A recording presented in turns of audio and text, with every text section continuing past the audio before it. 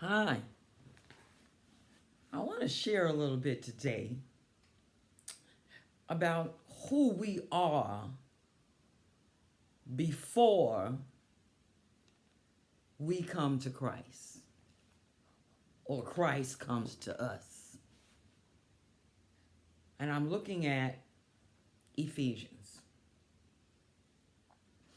And he is speaking to born-again people, the Apostle Paul, that is, and he tells them, and you hath he quickened.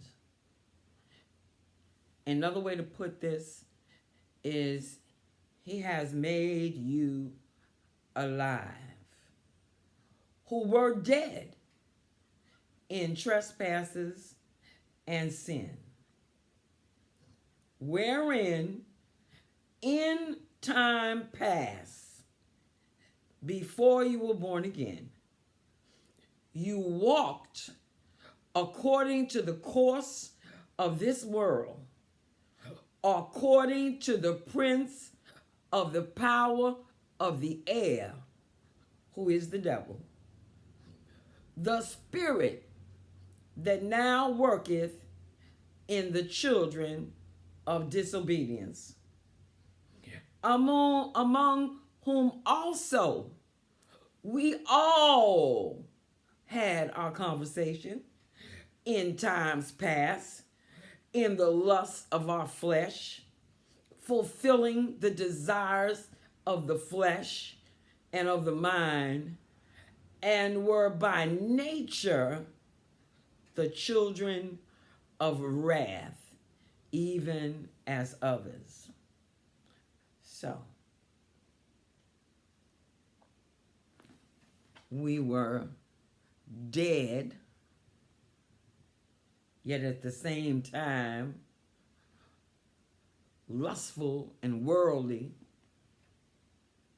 So, in other words, we're lost. We find out later on in this same verse that we were also alienated or separated from God. So I've come up with 3 conditions that we can remember: dead, lost, and blind. Now, being dead, we still are functioning both physically and mentally. But to be dead is to be separated from God. Now, he knows us. He knows exactly where we are and how to find us. He knows we are dead, and so he has no expectation of us because we're dead. In another place to the Corinthians, Paul wrote that we are a natural enemy to God. So we really don't have the capacity as dead spiritual beings to make a decision for Christ. Why not?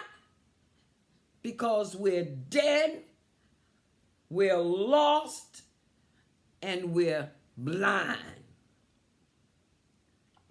And we're so different from God that we are his natural enemy. The carnal mind is at enmity with God. And that same scripture says we don't have the ability to really change that. It's like you can get a wild animal, say a lion, bring it home and tame it and treat it like it's your nice little pussycat and put a chain around its neck and teach it how to lap milk out of a bowl. And it will do that for a while with the training. But you better have that chair and that whip.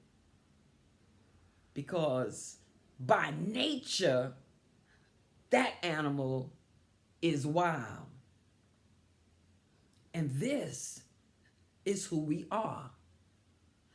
Even the nicest of us are in the same condition as the worst of us. I'm thinking a bit today about Roy Moore, the one running to take Jeff Sessions' place on the Senate from Alabama.